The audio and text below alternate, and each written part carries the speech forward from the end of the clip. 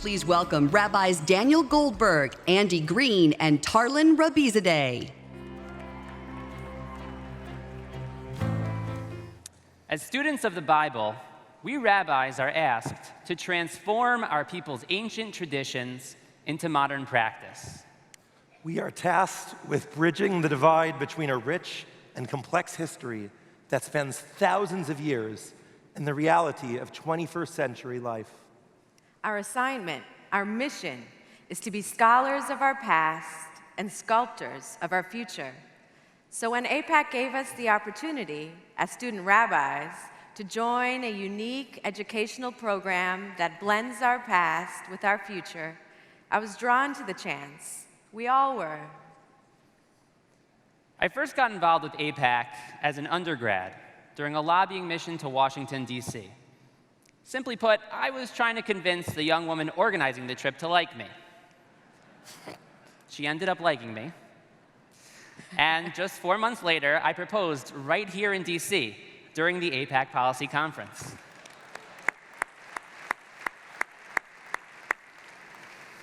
Now, under the leadership of our senior rabbi, I'm proud to have helped bring more than 90 congregants with us to Washington this year.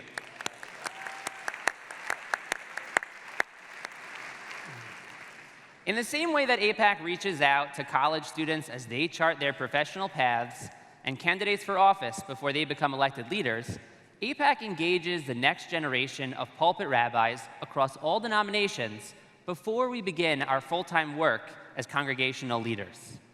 Now, in its 7th year, the Leffell Israel Fellowship brings together rabbinic students from a variety of American seminaries to learn about Israel, enhance our understanding of our people, AIPAC, and ourselves. The initiative is the brainchild and vision of its namesakes, AIPAC members Lisa and Michael Leffell. Yeah!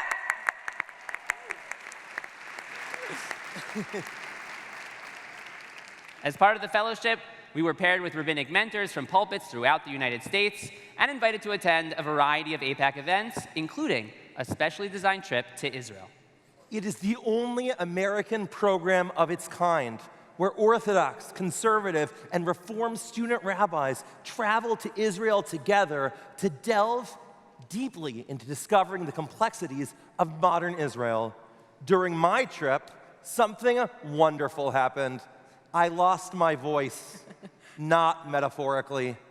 I really couldn't speak, and it gave me time to think about how I wanted to use my voice after I graduated rabbinic school.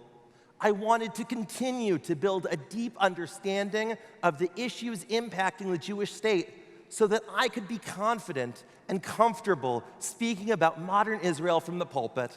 I wanted to make Israel a centerpiece of my rabbinic career. Throughout our Israel trip, we were encouraged to search for answers together. There was no sugarcoating of difficult topics or questions. This is really important because now as rabbis, we are so often expected to have all the answers. And yet, this conversation about contemporary Israel wasn't happening on our seminary's campuses. We learn about the sociology, but not the geopolitics surrounding Israel today. AIPAC is one of the only places that modern Israel is intentionally talked about within an interdenominational setting.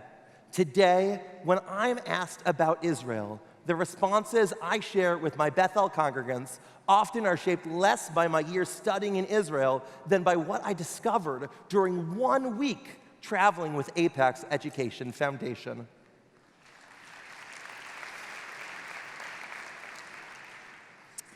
As the daughter of Persian immigrants, English was my second language.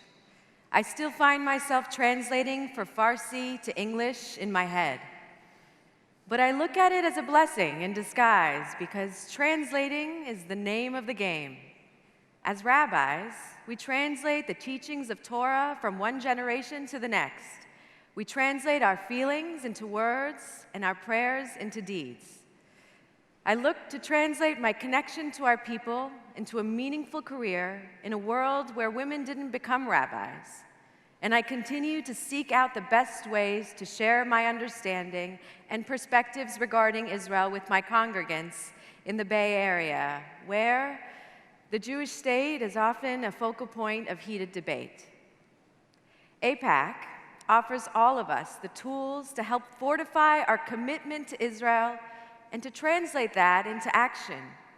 Because of AIPAC's willingness to invest in us early in our careers, we are able to be more effective in connecting our congregants to Israel in meaningful ways.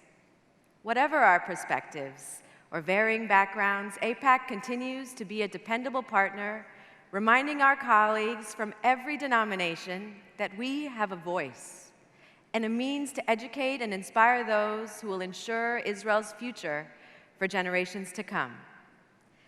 And as we gather here this morning, most especially thinking of our brothers and sisters in Israel, we pray that Israel's future will be one that is strong and safe and brings us to a time of peace and security. Thank you.